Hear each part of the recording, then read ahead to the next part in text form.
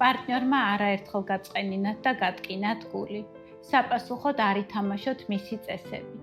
არ იჩხუბოთ, არ არკვიოთ ურთიერთობა. არ ეცადოთ მის დაბრუნებას. ის ხომ ზუსტად ამას ელოდება. თქვენი ემოციები მისთვის იარაღია. სცადეთ სხვა გზა.